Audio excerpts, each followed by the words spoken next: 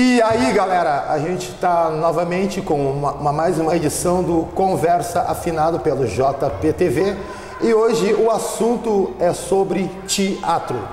E sobre esse assunto, para conversar com nós, eu tenho aqui com grande prazer Everton Santos, professor, ator, diretor, escritor de peças teatrais e produtor. Tudo bem, Everton? Tudo bem. É um prazer a gente te ter aqui, né, no programa Conversa Afinada. E eu sempre fui um grande apreciador, cara, do teu trabalho. Sinta-se à vontade, né? Não, a gente que agradece mais uma vez essa parceria também do JPTV, né? E que é um grande parceiro ao longo de 26 anos com o Grupo Renascença. Então e hoje com a felicidade de te encontrar, no fim, tantas trocas ali de conversa, antes mesmo dessa matéria. No making off a gente estava conversando com o Everton, aí eu estava bobado escutando, né? Mas é isso aí. Bom, Everton, cara, o que te fez tu pensar assim, pô, eu quero ser um ator? O que te levou a pensar assim, eu quero ser um ator e deu? Cara, daí essa é uma boa pergunta. Boa pergunta, assim, né? É interessante. O que faz a gente ser ator? Eu não sei, Olha, sinceramente eu não saberia te dizer o que me leva, mas ou o que me levou. Já vem uma relação de família, de pais, minha mãe cantava, meu pai tocava, então também tem isso talvez que dentro já da família, né? Sim. A minha mãe que fugia quando era pequena, que a minha avó morreu sem ficar sabendo que ela fugia para cantar na rádio, né? Aqui na Rádio Montenegro na época, né? Então meu pai tinha banda, né? Bandas de serestas de época. Então isso a gente também foi assim sendo fulminado em casa. Sim. Um pouco. Na verdade eu comecei pela música, comecei cantando já de primário, piá, né? Então no primário a gente cantava e tudo. E depois no período então das séries fundamentais, que hoje chamam fundamentais, né? Então no período ali de 7ª, 8ª série, foi quando eu me encontrei com o teatro. Foi na verdade na Escola Polivalente, então a gente foi fazer um trabalho sobre teatro. E ali eu não tinha ideia, não tinha nenhuma ideia, nada. Não, de totalmente como trabalhar. Leigo. Totalmente leigo da estrutura de trabalho. Sim. Nunca tinha... A gente conhecia, lógico, só questões de novelas, de filme, Sítio do Pica-Pau Amarelo, sim, né, esse tipo de coisa. Lobato. Sim, né? Então essa era a nossa vertente. Mas fui trabalhando nas peças, na verdade, iniciei como diretor, né, e como uma pessoa que escreve teatro, então comecei escrevendo espetáculos nas montagens estudantil. Montamos um grupo estudantil no Polivalente, lá nos idos de 80, certo? E dali foi que eu fui indo e galgando e caminhando no teatro e como ator, assim, mais ou menos eu fui meio que jogado, porque na verdade eu tinha assim, eu era muito envergonhado, né, para lidar com a relação da atuação, só dirigia e escrevia. Sim. Né? Tu era diretor e escritor, então tu começou já dirigindo e escrevendo peças teatrais, então. Justamente. Então, em um trabalho que nós fomos fazer, não tinha fomos fazer um trabalho em grupo e eu vou ter que fazer. Te jogaram?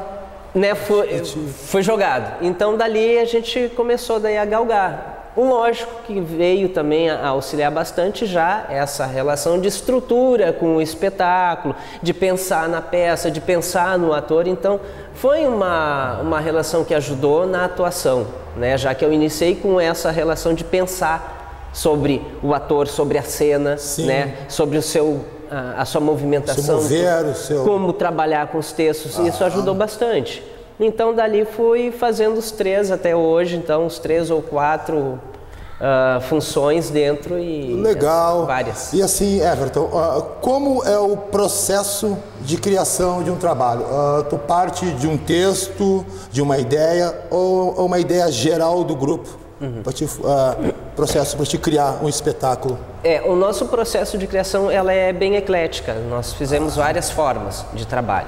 Existe um momento que a gente verifica, por exemplo, que situação está nosso país ou, né, o nosso ambiente, em que coisas que a gente quer atacar. Por exemplo, um grupo que já tem muito tempo de estrada, a gente costuma verificar as peças que a gente já trabalhou, né? Os temas que a gente já elaborou, que foram abordados, que foram abordados, o que na parte assim de tempos em tempos, de períodos em períodos, foram modificando até a relação das problemáticas nacionais ou de mundo, né? Sim. E hoje as coisas mais ou menos que andam quase que todos juntos, as relações dos grupos. Às vezes não é uma coisa tão bem pensada, assim, não digo tão bem pensada, não tão posicionada, ou assim, não, os grupos agora estão fazendo sobre trabalhos de economia e a gente tem que fazer. Não, agora a moda é trabalho sobre relações psicológicas. Sim. E vamos fazer. Não, não é assim. Mas a gente sempre verificar e estar atento às questões da sociedade, seja Estado, seja país, seja mundo, mas o que está acontecendo? De maneiras gerais, hoje a gente está vendo a relação do ser humano, né? As suas formas de atitudes, as suas formas de pensamento, as suas relações humanas, né? Hoje, então, o foco em termos gerais se vê muito essa relação do ser humano, mas daí tu pode agregar isso a uma relação econômica, uma relação cultural, a relação de família, isso tu, né? Então, de acordo com os trabalhos que tu queres elaborar. Isso dentro da equipe, dentro do Renascença, o que a gente costuma fazer? Geralmente, nós temos núcleos de trabalho e esses núcleos variam os gêneros de espetáculos. Supondo, um núcleo que trabalhou em 2013 drama, a próxima montagem, independente de quando for a próxima montagem, aquele mesmo núcleo provavelmente vai trabalhar comédia, né? Boa. Então nós fizemos essas variações com os núcleos de trabalho. Falando em comédia, eu queria te fazer uma pergunta. A dramaturgia brasileira, tu achas que nós somos mais comediantes ou dramaturgos? A dramaturgia nacional, ela tem uma tendência, talvez pelo brasileiro, a gente fala sempre o brasileiro, muito alegre, muito isso, muito aquilo, né? A inclinação para o humor e não tanta preocupação pelos problemas sociais, mas inclinado pelo humor, né? Porque tudo tu pode fazer um problema social bastante grave e numa comédia, numa sátira, né? Numa questão que daqui a pouco tu olha, eu já vi grupos trabalharem assim com uma tragédia, transformarem não uma coisa patética, sabe? Ou fazer simplesmente um trabalho qualquer, fazer qualquer besteira, não isso. Fazer sim um trabalho bem pensado e tirar a sátira daquele problema social bastante grande, que ao mesmo tempo que tu ri, o grupo tem uma inteligência de abordar o tema ou a estrutura de trabalho e fazer com que no riso tu sinta o quanto te fere aquele problema social. Então tu pode fazer várias coisas, o leque de trabalho dentro do teatro, a maneira de expor, né, os aspectos e os temas são vários, tu tem liberdade. Não necessariamente aquilo porque é ruim tem que ser um drama e disso a gente pode rir, então pode ser comédia. Não, tu tem essa liberdade. O teatro é muito, muito generoso para o artista que o faz devido a isso. Basta sim, tu tens que pensar, tu tem que refletir sobre, tu tem que saber o que tu quer, tu tem que saber que público tu vai realizar, o grupo que tu tem, como tu vai passar esse caminho, como tu vai abordar nesse caminho. Porque né? É um compromisso do artista com o social, né? Justamente. Porque ele agrega no crescimento moral do cidadão, da comunidade, do povo. Acho que, tu achas, Everton, essa carga do artista, ela existe mesmo em cima da sociedade? Eu não sei se é a carga do artista em cima da sociedade, te diria, ou até que ponto as coisas são muito dialogadas. Porque sabe? Os artistas influenciam, né, diretamente e muito, né? Por isso que eu te digo que nós artistas a gente tem essa responsabilidade com o social e com a sociedade, né? Tem. Por que eu te digo isso? porque me preocupa às vezes a relação do artista pensar também que ele é quem ele abarcar para ele uma responsabilidade que às vezes não é para ele. Sim. E sim, ele tem a responsabilidade artística. Ele tem a responsabilidade de discutir, de fazer reverberar alguma coisa, de refletir, de questionar. Sim, isso é da arte. A arte questionadora, a arte reflexiva, pensadora, certo? Expansiva em todas as suas maneiras. Em todas as áreas também, né? Mas a gente às vezes vê ao longo dessa caminhada algumas coisas assim que daqui a pouco o artista está abraçando e daqui a pouco ele quer ter a palavra, e a palavra que ele coloca é única e exclusivamente a expressão da verdade e da crítica. Às vezes não é, às vezes o artista também se coloca numa posição de eu estou criticando a sociedade, mas de que ponto está chegando? Peraí, a gente pode refletir, sim, a gente pode questionar, sim, a gente pode criticar, mas vamos debater, vamos colocar alguma coisa que a gente possa discutir, conversar, dialogar, reverberar aquilo, sim, multiplicar várias agregar, ideias, né? agregar, mesmo que aquilo não seja uma coisa ainda concluída naquele momento, mas que tu leve para casa um pensamento, uma reflexão, sabe? E isso tu amplia, não diminuir. Não simplesmente tu querer dar. Aquilo que eu estou passando na peça é a crítica da verdade da sociedade. Eu sou o dono da verdade. O dono da verdade. Eu sou o dono da verdade. O artista não pode ter isso. Isso que me preocupa às vezes. Então a gente também... sensibilidade, a arte é sensibilidade, né? E tu tem que... Justamente, tu não pode te colocar num topo, né? Tu tem que levar assim o trabalho artístico, tu tem que pensar ele artisticamente. Essa é a tua responsabilidade. Sim. O que tu vai passar? Que público tu vai passar? O que tu queres passar? E estruturar dentro disso. Porque é uma responsabilidade do artista, né? É uma responsabilidade. Everton, e qual as dificuldades hoje em se fazer um espetáculo? Tu encontra alguma dificuldade? Ou é tudo mil maravilhas? Não é. Isso é como qualquer outra profissão. Ainda também, a gente sempre fala, isso é recorrente em todas as... que tu vais verificar com os artistas, em entrevistas, colocações, em vários lugares isso trabalho, né? De norte a sul, sempre se coloca as dificuldades financeiras, as dificuldades de apoio.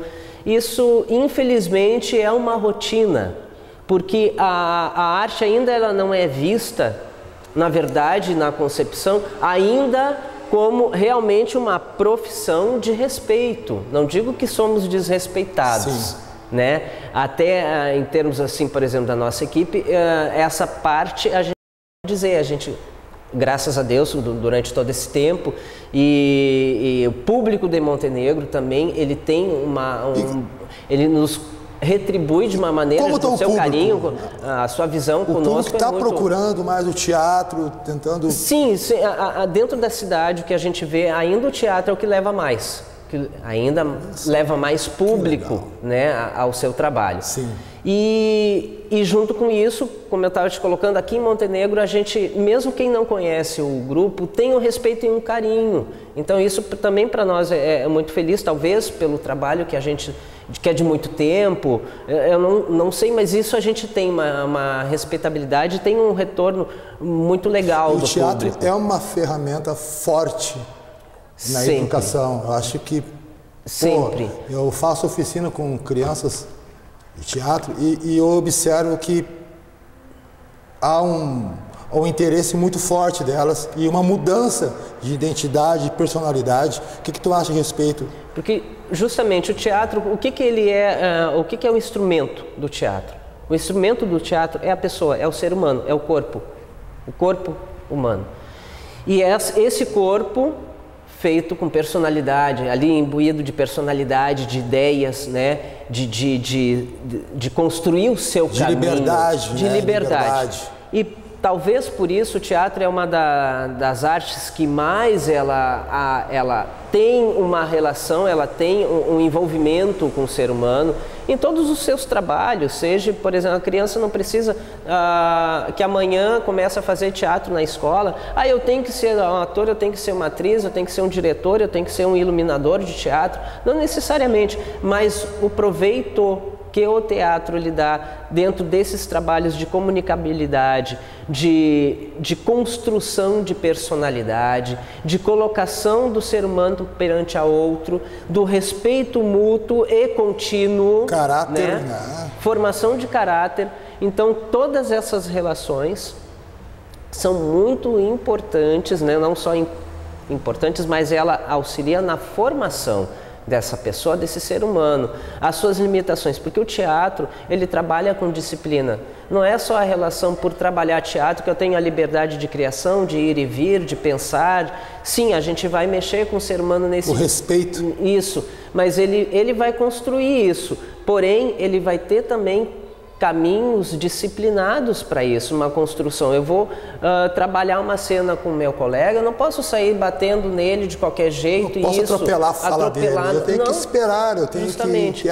Né? Pequenas coisas, nesse exemplo assim, bastante simples, de tu já ter que ouvir o outro colega, quer dizer, isso para a tua vida vai refletir em muito, porque no dia que tu for adulto também vai conseguir escutar as pessoas, não simplesmente tu querer só despejar e tapar os ouvidos. Isso. Né? Ou tu ficar ali com o celular, que nem a gente vê, que as pessoas só ficam hoje no celular aqui. Se tu perguntar para grande parte que fica assim em cima do celular, isso não é só jovem, hoje até adulto a gente vê na rua assim, terrível, né? É terrível, terrível. Daí tu pergunta que cor é o céu, daí ele vai dizer laranja.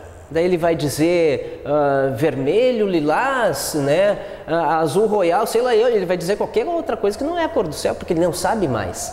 Está ali no celular. Ele não sabe conversar com o colega sem ele mandar mensagem para o celular e o outro receber. Hoje em dia eu posso excluir um amigo pelo Facebook, não tem mais aquela coisa de olhar olho no olho. Eu ir na casa de um colega meu visitar, pô, eu mando uma mensagem para ele, se eu não vai ser amigo, eu vou lá e excluo. Justamente. Isso é preocupante. É preocupante. É preocupante. Porque ao mesmo tempo que hoje também com esses meios que são ótimos. Ótimas ferramentas, né? Ótimas ferramentas, a gente não pode falar. O problema é de quem está sentado na cadeira, no banco, ali na frente do computador, como tu mexe. Tu cortou distâncias. Hoje tu pode simplesmente estar aqui falando com uma pessoa no Haiti, na China, nesse mesmo momento, um familiar teu, um amigo teu, tudo bem. Só que com o teu cara aqui, o teu camarada do lado, tu não sabe nem a cor dos olhos dele. Então isso é um problema. Nem um boa tarde, olho no olho. Sim. As pessoas não têm mais tempo de observar a natureza, uma flor se desabrochar, um pássaro voando. E aonde tu começa a te desligar da nossa relação fundamental, que somos partes da natureza. A natureza sempre nos aceitou, a gente que se distancia, né? E a arte, ela tem este contato de procurar também equilibrar e reequilibrar a natureza em todos os seus aspectos, não só a sua relação ecológica, que a gente vem dizer, ou de meio ambiente, mas o ser humano como ser humano. Tu achas então que a arte, ela tem da vibração à natureza, como nós estávamos falando? O que tu acha da arte, a natureza, a vibração, a magia? Isso é muito louco, porque todos os campos artísticos, eles trabalham isso, né? Eles visam isso, eles expressam, né? Toda essa relação de sensações do ser humano, na verdade. Seja uma obra de arte visual, seja uma coreografia, seja um espetáculo de teatro, seja um trabalho de artesanato, né? Mas todas essas manifestações artísticas, ou inclusive o carnaval, ali a gente tem os anseios, tem as sensações, os sentimentos, a relação que envolve o ser humano. E é disso que a gente não pode querer escapar, né? E daqui a pouco a gente procurar se reequilibrar dentro disso. A arte, ela vem para te chamar a atenção sobre, peraí, qual o teu papel? O que tu quer nesse mundo? O que tu está fazendo aqui? O que tu está fazendo aqui, Fumanchão? O que eu estou fazendo sentado agora? E depois dessa nossa matéria, para onde a gente vai? O que a gente quer na vida? A arte faz a gente pensar, né? Justamente, né? E te colocar como ser agregador desse mundo. E o que se faz com tudo isso? Quem é esse ser humano? Quais são os seus anseios? Quem eu sou? Quem eu sou? Quem eu sou realmente? E ao mesmo tempo que tu questiona, como tu te organizar ou reorganizar nesses teus anseios, objetivos, né? Como ser vivente, como ser respirante. Que às vezes a gente, quando vê, se esquece até de respirar, né? Então, dá tempo para ti. procura te conhecer e te tocar. Eu vivo, eu respiro, eu sou alguém. Quem sou eu? Justamente. Se questionar, né? E não se jogar e daqui a pouco ser só simplesmente uma máquina que vai reproduzir coisas que alguém reproduziu para mim e que eu só vou reproduzindo e que eu caio nessa, sabe, nessa rede e daqui a pouco eu paro, peraí, isso era o que eu sempre quis fazer. Isso era sempre o que lá dentro, eu escutei o meu interior, eu escutei o que eu gostaria de fazer. Não sei. Boa, boa. E a ligação da religião com a arte, tu acha que existe essa ligação? As questões... Com o teatro. Isso, que a gente estava conversando antes, é que algumas artes, como o teatro, elas provêm da sua manifestação inicial, das manifestações religiosas, como a Grécia, que é o berço do teatro que a gente encontra, por exemplo, o teatro de palco, né? O teatro onde existe o cara que estuda e elabora, né, o seu personagem, existe texto, existem diálogos. Isso provém de ritos ao deus Dionísios, que era o deus do vinho, né? Então, na Grécia, eles contavam a passagem da vida, do nascimento e da vida do deus Dionísios. Então isso era contado contado de uma forma teatral. Eles faziam os ritos quase que como um carnaval, assim, com alegorias, com carros alegóricos, né, no caso. Em algum momento existia dessa passagem, existia essa contação da história. Dava vida. Isso. O ser humano, ele fazendo, as pessoas que faziam ali parte daquele ritual, teatralizando a vida, contando a história em cenas.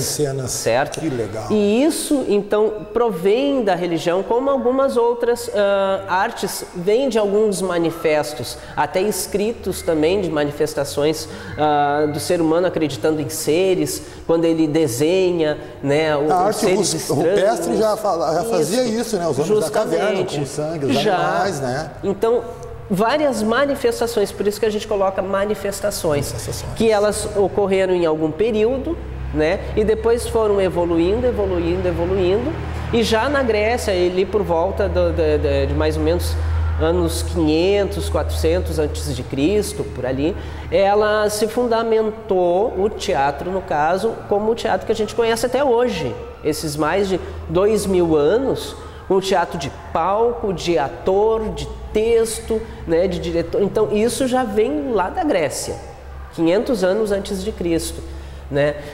Mas foi uma evolução até chegar ali. E isso, às vezes, se fala no teatro, né? Que, por exemplo, quando tu traz o envolvimento da religião com o teatro, muitos atores, muitos colegas, antes de entrar ou subir no palco, ele vai ali e faz que nem um jogador, ele faz um sinal da cruz, ele vai e bate na madeira, ele abençoa, ele tem, às vezes, um manifesto perante o palco, porque o palco para nós é sagrado. É sagrado, gente. Sagrado. É muito sagrado para o ator, né? E o deve ser. Ali é um outro momento, ali é um outro mundo, certo? E isso existe muito na área do teatro. Seja qualquer lugar, seja um espaço, uma sala, o palco, aquele espaço cênico de acontecimento, a gente o faz tornar sagrado para nós. Porque é um outro momento. Não que a gente vai, às vezes, como eu digo, né? Ninguém incorpora personagem. Incorporação é lá no terreiro, né? No terreiro, deixa lá. Isso, deixa lá. Mesmo. Mas no teatro a gente representa, né? Então o ator, a responsabilidade sua é em representar. Mas essa representação, ela vem com um diferencial, né? Com uma atmosfera diferente, de tu saber que quando tu adentra o palco, é uma outra ligação, é tu vestir o teu uniforme e agora prontos para o trabalho. Um trabalho teu que tu diga assim, esse eu gostei, trabalho que tu tem escrito, que tu diga assim, pá! Cara, assim, ó, é que cada trabalho tem a sua magia, tem a sua diferença, tem o seu gênero, tem o seu desafio. Sabe, o Fumachu? Que é um desafio, né? É um desafio, né? Então, talvez até pelos trabalhos assim que a gente já teve também, até premiados de destaque, é muito difícil, mas o que eu te diria, talvez uns 3 ou 4, Até também pelo tempo de trabalho que ficou em cartaz. A gente teve Memórias Ocultas, que marcou muito, foi o primeiro trabalho que nos deu uma, digamos, visão dentro do Estado, sabe? Que não ficou aqui, ficou dentro do Estado, lembrado. E aqui em Montenegro, nós montamos ele em 89. Em 89. Tem gente que ainda às vezes passa por mim, pai, aquela peça do Seu Gatinho. Isso é sabe? Bom, é. Que lá, cara, uma apresentação de 89, nós ficamos em cartaz até 91, 92, 93. Isso bate o coração quando a gente passa, então são coisas, sabe, que marcam. A gente teve assim, foi muito marcante, foi um trabalho dramático, trabalho dramático. Tivemos agora os Descasados, que o ano que vem vai fazer 10 anos em cartaz. Esse já é um trabalho de adaptação, daí não é um trabalho que eu escrevi, né? Então a gente tem várias peças, tem infantis também que a gente trabalhou daí na forma da pesquisa, com o coletivo, quando nós quando fizemos toda a pesquisa dos índios da região, que seria em princípio um espetáculo para Montenegro sobre os índios ibias. E a gente verificou na pesquisa, nós fomos longe na pesquisa, meses, e simplesmente fomos ver que os índios da região de Montenegro, na verdade, eles ocupavam, era o maior estado, digamos, o território indígena, né? No mapa indígena, dentro do país, ele ocupava metade do Rio Grande do Sul e ia até metade de Santa Catarina. Era aonde se relacionava as tribos ibiraiaras, que vem da relação dos ibias. Então tu via que aquilo que a gente contém de pesquisa, que em princípio só é conhecido por Montenegro, com alguns montenegrinos ainda, que tem muita gente que não tem nem ideia disso, principalmente as novas gerações. Que eram os ibias, né? Vamos desligar o celularzinho e vamos procurar buscar mais informação, né, pessoal? Justamente. Então, isso quando a gente foi para essa pesquisa em 94, cara, que é 94, 95, a gente viu que era a dimensão era outra. Ele deixava de ser um trabalho municipal com foco municipal para ser um trabalho com foco interestadual. Certo?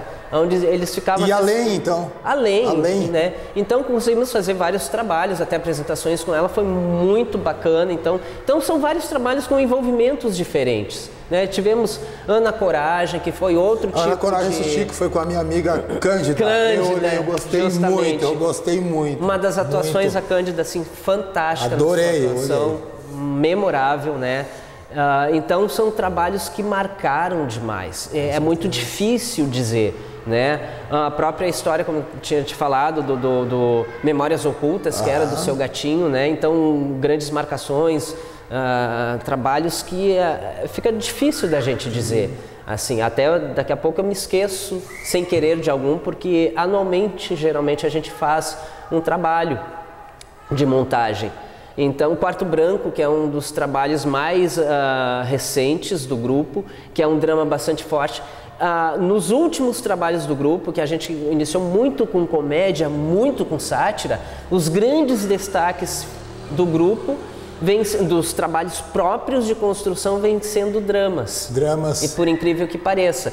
E cada vez que a gente monta e tudo, e o público nos conhece pela comédia, mas se marca pelo drama. Então também não sei explicar, e acho que talvez não seja nem para explicar. Né? Comédia, drama. Everton, tu está trabalhando agora algum espetáculo? O que tu está preparando? Nós temos os Descasados, que é o trabalho que eu tinha comentado antes muito rápido, que é um trabalho de farsa, é um trabalho popular, e esse a gente sempre tenta engavetar um pouquinho para descansar e não conseguimos, porque ele vem sendo pedido. Então, para nós também é muito gratificante. Ano passado já ganhamos outros festivais com ele de novo, parabéns. Né? Que bom. Então, trouxemos várias premiações de novo com os Descasados. Nesse ano, a tendência dos Descasados é mais apresentação fora de Montenegro, porque o ano passado a gente centrou ele bastante aqui na cidade, devido à nossa passagem dos 25 anos. Então fizemos todo um projeto, né, com o apoio do Fundesc, que foi muito importante. Vem cá, esses apoios para a arte, realmente eles funcionam ou... Não, os apoios funcionam, né? Lógico, tu tem que elaborar, tu tem que fazer um projeto, tu tem que ter uma responsabilidade também com a relação do teu cunho de um projeto artístico com um financiamento público, né? Então tu tem que te colocar diante disso, né? São verbas com auxílio de todos, com auxílio meu, teu, de todo mundo. Então a gente tem que ter essa responsabilidade. E eles vêm funcionando bem, então a gente só tem também que agradecer positivamente, porque o fundo te dá uma possibilidade de tu ampliar essa relação da tua construção, de produção teatral, de construção de peças, de montagem, porque realmente hoje sem fundos tu não se torna muito difícil né? realizar. Né? E ao mesmo tempo tu saber que isso não são questões de só assim pensar, não, isso é um favor, não, é responsabilidade de todos, né? Então, ótimo que Montenegro tem e mantém o fundo, temos realmente que elogiar e que está funcionando, certo? Então, que está funcionando. Tem coisas para melhorar? Tem. Né? Mas todos nós, os grupos, também tem que fazer parte dessa corrente de procurar melhorar todos os encaminhamentos. Todas as vertentes da arte, né? Justamente. Porque justo pelo nome, né? Título, Cidade das Artes. Cidade Acho que a gente está a caminho, né? Estamos. Eu creio, né? e tenho bastante assim, ó, eu tenho bastante voto de louvor, sabe? Com as coisas que elas podem dar certo. Né? É isso que a gente acredita. A gente é um parceiro nos encontros de discussão, né? De política cultural, não discussões partidárias, mas sim com a política pública cultural, né? É uma responsabilidade que a nossa equipe também abraça de ir discutir, de participar. Isso a gente procura também passar para os outros grupos que precisam fazer. Isso mesmo. Eu até te diria assim, Fumanchu, ainda tem muitos artistas que Montenegro tem uma camada muito grande de artistas, tem muita gente boa em todas as áreas. Né? Montenegro sempre foi um polo de artistas, em todas as vertentes, né? Todas as vertentes. Só que os artistas, pessoal, nós artistas de Montenegro, escutem, precisamos estar acompanhando e participando de todas as discussões de política cultural, de política pública cultural. Sempre aquela velha historinha, a união faz a força. Não adianta 2, 3, 5 ou 10 grupos ou 10 artistas estarem sempre participando dos encontros de discussão e indo. E não adianta também a gente só criticar por criticar. Depois só chegar e sentar o pau porque nada ocorre, mas na hora de ir lá na reunião e realmente dar a cara a bater... Justamente. Então a gente tem que ir. E nesse momento é que tu tem que ir e colocar a tua ideia e colocar a tua crítica. Só que muitas vezes a gente tem esses encontros, a gente avisa, né?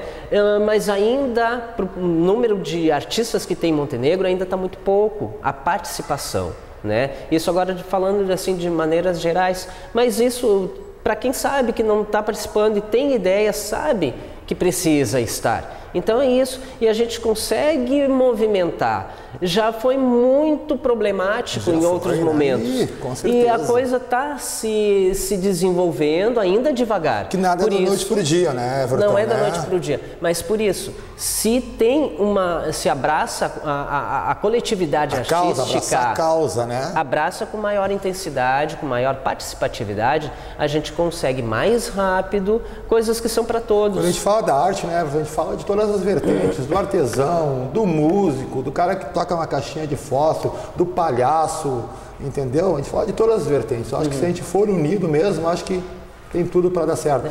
Everton, eu vou te perguntar, eu quero que tu me diga um ator, alguém que tu admira muito, assim, um produtor, alguém que tu diga assim, esse eu tiro o chapéu. Cara, assim, ó, é muito difícil falar, porque no Brasil a gente tem muita gente excepcional, eu não diria nem muita gente muito boa. Eu tô com um aqui, né? Eu tiro o chapéu. Calma, né? Mas a gente tem muita gente boa. E na sua concepção, o que a gente poderia nomear? Fernanda Montenegro é demais, cara. Se tu vê um trabalho dela falando baixo em 5 minutos, ou que ela nem fale, que tu vê 2 minutos de cena, ali está o teatro, a relação toda dramatúrgica como tu sempre pensou e que talvez tu nunca consiga fazer na tua vida, mas está ali, né? Gianfrancesco Guarnieri, ele como dramaturgo excepcional, um excelente artista e um dramaturgo também de mão cheia. Paulo Autran, que já se foi, mas eu gosto de justamente verificar quem tem uma estrada, sabe? Eva Vilma. Então a gente tem sólida, né? Sólida e consistente. Sólida. Tem uma geração muito boa, eu poderia dizer o Rodrigo Santoro, sim, né? O gosto próprio muito do trabalho dele. Excelente, o próprio rapaz dos trabalhos dos combates. Agora me foge o nome daqueles das polícias do Rio de Janeiro.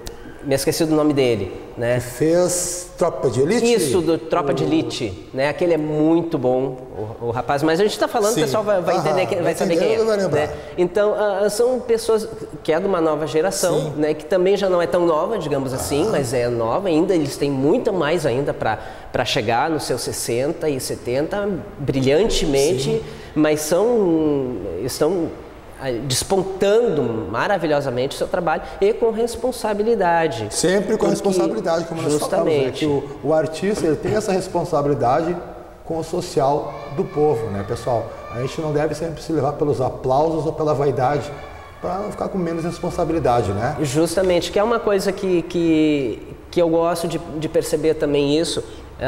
Essa relação de noção do profissionalismo do cara, a relação de como ele lida com o seu trabalho artístico, que não está ali, só está, não, eu vou fazer e o meu talento vai sobressair. Não, o talento ele vai por um tempo. O talento é uma consequência, a gente às vezes pode dizer, não, é muito talentoso, mas se tu não aprimora, se tu não trabalha, justamente, e se tu não vai beber em outras fontes e respeitar o público que tu tem, porque tu pode apresentar, digamos assim, quando a gente diz, fui apresentar no meio do mato, para o pessoal lá, não, calma lá, tu vai aprender com aquele pessoal daqui a pouco, lá do interior, que vai chegar uma pessoa do teu lado e vai te dizer alguma coisa que tu nunca imaginou do teu espetáculo. Ou ela vai te dar uma reflexão, ou inclusive vai te dizer algo que tu vai pensar, vai parar para pensar sobre a tua própria atuação. Basta apenas estar com a mente aberta para saber escutar, como nós tínhamos falado antes, né? Saber escutar, saber falar, né? Então, tu não pode dizer, não, lá eu não vou ouvir nada de bom. Eu não vou aprender nada, eu não vou lá porque eu não vou aprender. Isso é importante, tu tem que saber ouvir a tua plateia. Uma dica para o pessoal que está começando, queria que tu desse. Cara, pois é, o que eu vou te dizer assim, ó? É que é difícil, às vezes a gente fala assim para essa gurizada, digamos assim, que começa, olha, tem que ler muito, o professor já disse também na escola, tem que ler muito, tem que estudar muito, tem que pesquisar muito. Mas, digamos assim, para quem está iniciando o teatro, eu diria uma coisa que me preocupa, eu vou te dizer o que me preocupa, basicamente. Que tem uma gurizada muito boa, que exerce o seu estudo, a sua pesquisa, principalmente quando vai para o caminho da faculdade, né? E a gente tem uma UERGS aqui maravilhosa, com excelentes professores, né, na área. A gente procura incentivar dentro já da equipe, quem entra, a gente incentiva que faça o UERGS, que vá fazer a formação, né? É uma escola pública aqui, então te esforce, vá fazer.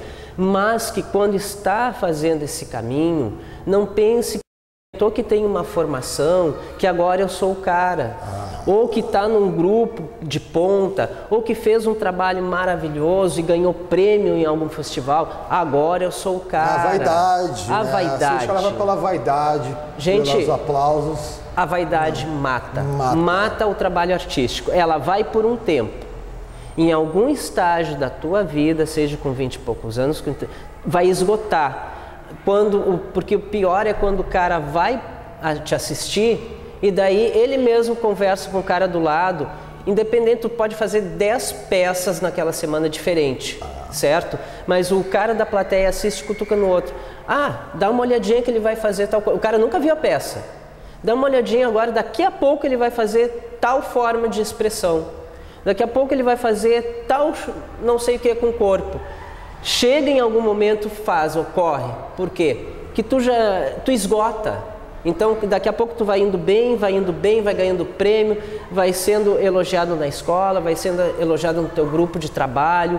E o pessoal já vai, com o passar do tempo, sabendo como é que é todo o teu trabalho, porque tu não tu não atingiu nada mais diferente. Beber em outras fontes, a vaidade, se acomodou, né? Isso, a vaidade nos aplausos, né? Justamente, fez com que tu pegou e estacionasse. Porque tu pode ser bom, tu tem uma capacidade daqui a pouco fenomenal, tu sabe fazer aquilo bem feito, mas daqui a pouco tu fica na tua casca só fazendo aquilo acomoda, ali, né, e cerrou ali, e tu não percebe que o teu trabalho não avançou, podendo avançar, sabe?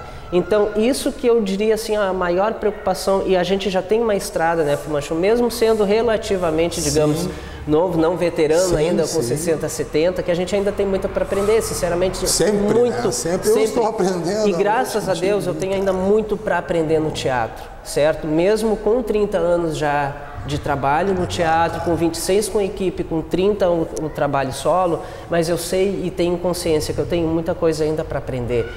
Real. E isso, as pessoas que estão iniciando não pensam que com 5 anos, com 10 anos vão saber tudo. É uma busca infinita. É uma busca infinita. E isso que é maravilhoso. Se Fernanda Montenegro, lá nos seus 80 e picos anos, consegue nos dizer em uma entrevista muito sincera, com o seu coração aberto, que ela ainda está aprendendo, quem sou eu de dizer que não? Somos nós, né? Por favor. Então tá, pessoal, depois desse papo bacana aí no Conversa Afinada, a gente vai se despedir. Grande papo com meu amigo Everton Santos, professor, ator, produtor e escritor de peças teatrais. Valeu, galera! Isso aí.